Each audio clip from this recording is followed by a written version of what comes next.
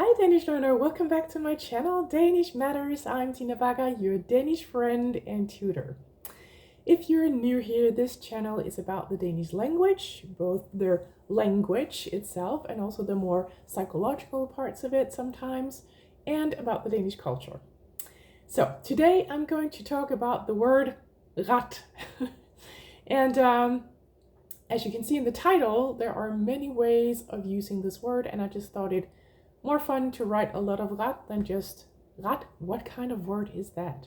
But it's the same type of video I explained to you in a lot of different situations that you can use this word, as well as versions of it, you could say, conjugations of it, and another one that is pronounced the same way but spelled a little differently. So, welcome to Danish Matters. And also I would like to say that if you would like to support my work, you can go to Buy Me a Coffee. There is a link for that in the comments.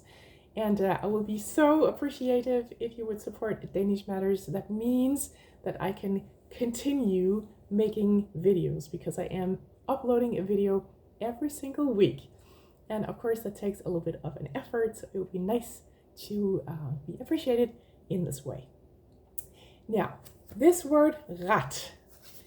I have notes here because there's a lot I have to say. So, ret can be used in the way that I would say du har ret, or jeg har ret, de har ret, han, hun, de, dem har ret. That means you're right, they're right, I'm right. Yeah, it's something I say normally. In sort of connection with that, I could say, talk about in ret, so it's a noun, as in a right.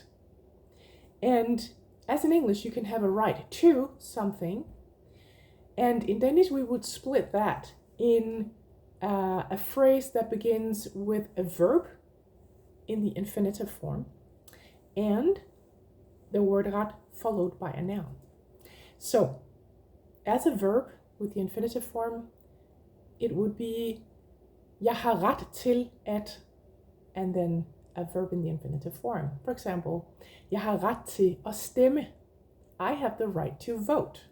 Jeg har ret til at stemme. Note that this at in front of the verb is pronounced much like we would say the OG, the O, the and in Danish.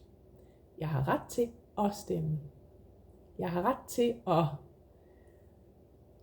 spise mad. Eat food. Yeah. And then with a noun, that is this word followed by a noun, it could be jeg har ret til sygeforsikring. Now, that is something that we're very appreciative for in Denmark, and as we know, lots of people around the world don't have health insurance, sygeforsikring. Jeg har ret til sygeforsikring. Du har ret til sygeforsikring. Alle i Danmark har ret til sygeforsikring. Yeah. That was the more legal kind of right. And then there is in ret as another kind of word. Still a noun, as you can hear, but it means food. It means a dish, a meal. Actually more a dish.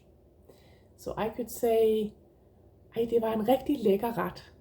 That was a really nice dish. That was a really delicious dish. Yeah? Nice meal. En virkelig lækker ret. Spelled the same way, R-E-T. What I have mentioned until now is R-E-T. Yeah? Ret. R-E-T. Note that our R's are in the throat. Yeah? In Danish, when a word begins with an R. Ret. Then there is det er ret sjovt. Of course, I could say det er ret a lot of different things. I just chose sjovt. Yeah? Here, ret is used as an adverb. Det er ret sjovt. Yeah? That's pretty funny. That's what it means. Pretty, not as in, you can't take this word and then use for things or people that are pretty. That's not the sense here. But you would kind of translate it with that word. Pretty funny, kind of funny probably as well, just to give you a variation. And then there is rat of rang. Rat of rang is when you're knitting, well, maybe you're knitting, I'm actually not knitting, but if you're knitting, that means, I don't actually know what you call rat, but probably right, or I don't know, like correct maybe, or straight, or I actually don't know. I know the opposite, vrang. Rat of vrang. Vrang is pearl in English. So I don't know if you in English would call it right and pearl, or correct and pearl, straight and pearl. I really don't know. If you are a knitter, write it in the comments. What is the translation for rat in rat of rang? Another way of using rat as an adjective is to say an expression that we have in Danish. Ret skal være ret.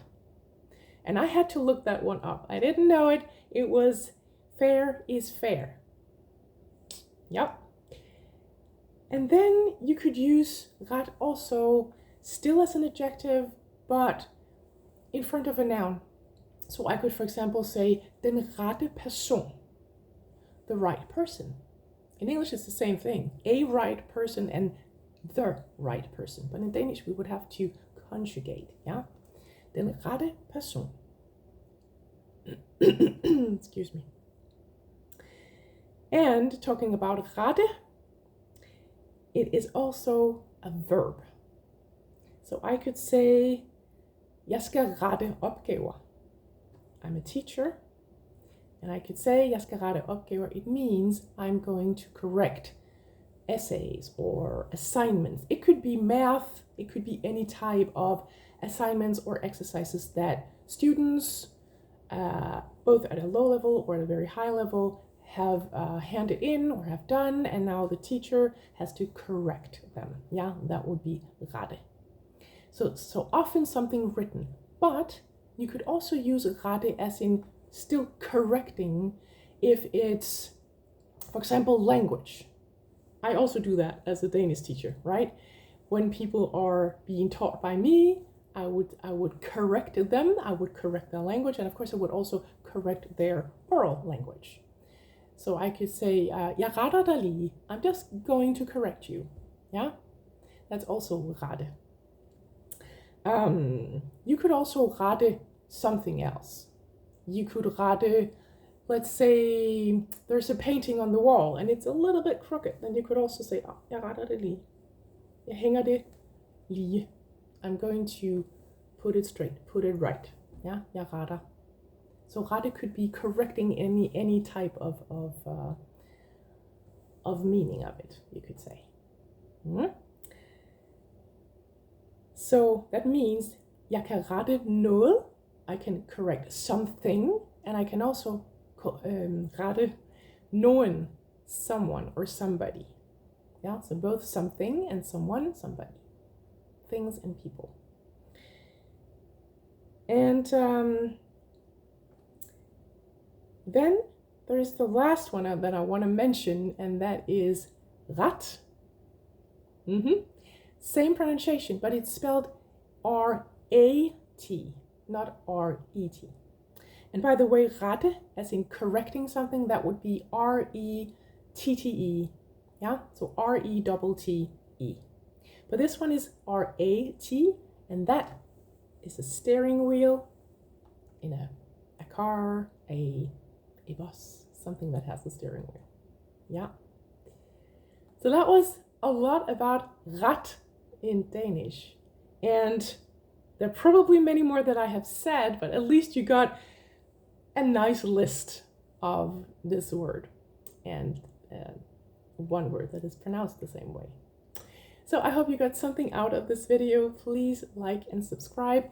Share these videos with your friends and family if you think that they would appreciate them or need them in some way. And if you would like a Danish course with me, because I am a Danish teacher and I teach in my company Danish Matters, and often actually I teach online. That is actually what I do the most. It is rare these days that I actually go out physically because a lot of people prefer to have online lessons. So that is definitely what I do a lot. If you would like that, you can write to tina@danishmatters.dk. Also know that there are a bunch of resources for Danish learners. Find links for those in the comments. There is a book, there is a pronunciation crash course, and that is a video one to keep forever. You can just watch it whenever you like, but it is yours, so you can watch it at all times, and it is yours to keep. Then there's also an audio series with 17 audio files divided into 9 packages, and you can actually build up your own course there. It is not a Danish course as such, but it is about the more meta kind of stuff. It's more psychological stuff about learning Danish, but there is actually a package, as I call it, about vocab learning, which is pretty compact and probably the most complex one, I could say, in the whole series, audio series as it is. But it's normally more psychological, but you can actually just pick and choose the packages to your liking. You don't have to purchase the whole thing. And then you can build up your personalized course if you would like that. It's called Back on the Horse because it is mostly for people who already know some Danish and who feel stuck in some way or can't really progress, and there's something hindering them, or they're just not really improving, or they just don't feel like doing it anymore and they need a little pick me up. So it's for those type of people. Of course, you can also enjoy it if you are a beginner. Everything is in English, so there's no language barrier at all, but it's mostly for people who are learning Danish already and at a certain level. So I'd say intermediate-ish kind of learners, but definitely also advanced learners. So check all these links out in the comments. And thank you so much for watching. And all I got left to say is happy Danish learning.